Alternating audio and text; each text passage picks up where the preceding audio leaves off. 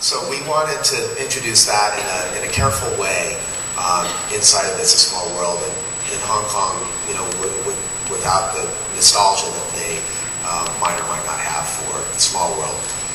These sketches are the first studies, but as we got closer and closer, we got, you know, started thinking about this more carefully, and we actually mocked up some of these inside Disneyland here, Disneyland's Small World, to get a sense of, you know, does the spit, does it belong? We didn't want it to look like product placement.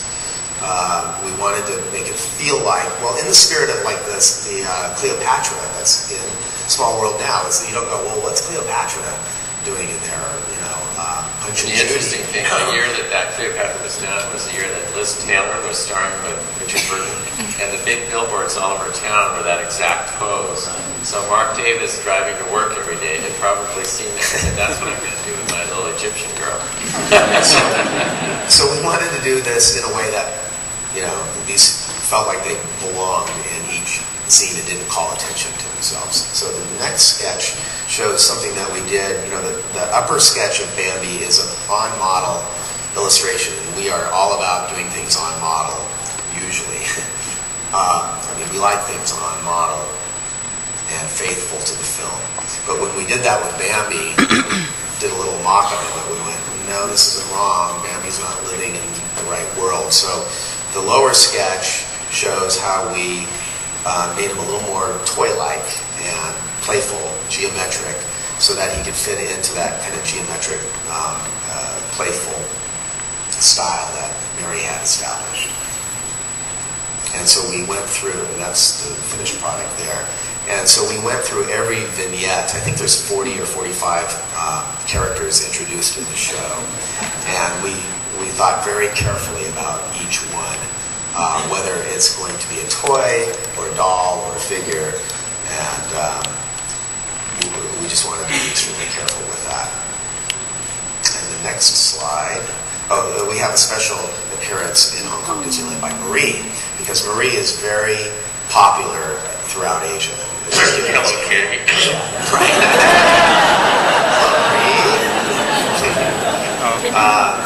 And it's one of the top selling and most recognized Disney characters in China. So we thought we ought to include Marie in the show. And she's atop the little cafe next to the Eiffel Tower in the Paris scene. And the next slide. We went, for the Cinderella scene, we went back to feature animation, the production illustration that Mary had done for Cinderella. Then Dave Benicello, the artist, used that as the backdrop. We wanted to help tie that in, get the marriage working from figure to the show. No pun intended. And so on the right, you see how that now works in, and again, faithful to the original styling of the attraction. And these are just other little vignettes, Pocahontas, Miko, Lilo, Stitch. And you can see the different approaches. You know, we got to Woody and Jessie, and it's like, okay, so are they going to be dolls? Are they going to be toys? You know, how are we going to approach this? And we thought those, I don't know what they're called. There's no name for those little toys that are wooden. That you put your thumb up. That's what I call them. You know, Woodnicks, okay. It sounds good anyway, they won't know. And so that was our styling, and that's how they're in fact constructed and animated as those little wooden toys versus human figures or dolls. And then next, so that brings us back to Disneyland. That's right. And I'm going to turn it back over to Kim now. So back to Disneyland, what's 45 years later. As you know, we often have to take our attractions down for a rehab. It has to happen, there has to be maintenance done on them, and sometimes pretty major things. In this case, we replaced the entire flume of the attraction.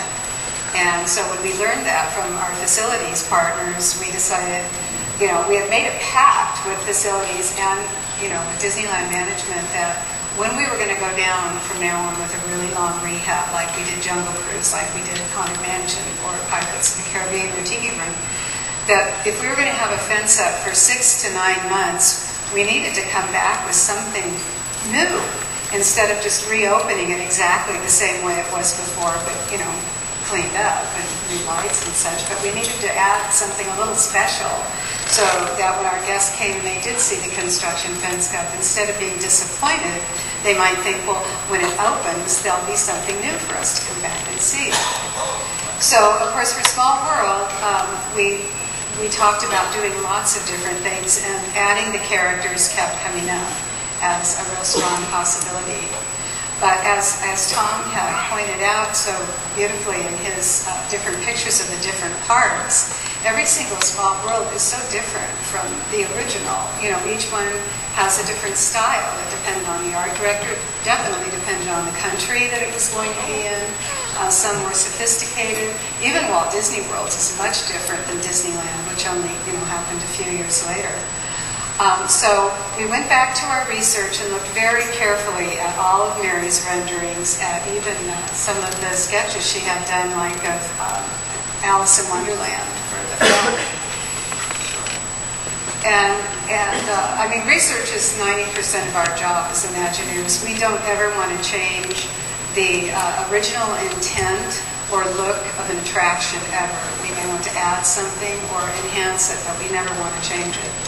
And so we looked at some of these sketches and thought, we think we can do this. There's definitely a way to just take our Small World dolls just the way they are and not change them physically, but just dress them like a child would dress up like Alice in Wonderland, or would dress up like Cinderella as the little peasant girl with her toys, Jacques and Gus, or with Alice's toy, the White Rabbit, and do the toys in paper mache with the glitter and the, cotton balls, and paint it with big smiles, just the way that Mary had illustrated them all.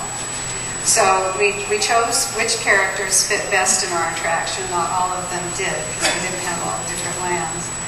And did our own version of them for our ride. And I think they made like a sideshow that has a figure of this. It's extremely cute and maybe already sold out. Merchandise that you can buy. It's very charming. So this is an example of Alice fitting into the chessboard that we already had in our attraction. And it fit just perfectly on that little corner without taking anything away or changing anything about it. But she looks like though she could have always been there. And again, this was before we modified it to look exactly like our Small World. It was strictly Mary's interpretation of Alice at this point. The next slide, I think, is... Oh, that's our little sketch of the White Rabbit we created from her sketch, with all the call-outs of the glitter and the paint, and what kind of finishes would make it fit in seamlessly into the ride. It was funny because whenever I come to see, Kim was working on all of these, and they never have any eyes. Stupid me. I said, why don't they have any eyes? And she said, well, if we put them in, and their eyes aren't looking where we want them, before, when they get in the ride, we need to move the eyes and make them look exactly where they need to look. So we don't put we don't put eyes on anything until they're actually installed in the ride, and they can look at the proper place. Right. But all the pre-pictures that were taken for publicity, they all look like little Orphan Annie because they had eyes.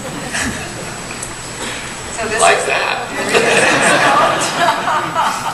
We sculpted all of them out of foam and tweaked them until we got them just right, and then made them out of fiberglass. Actually, the fiberglass has a texture in it too, so it would actually look like paper mache. The real ones that Mary did for Disneyland were paper mache. They still are. They're just, a coated tissue paper, just like a kid's prop did. Okay. So here she is with a little White Rabbit on the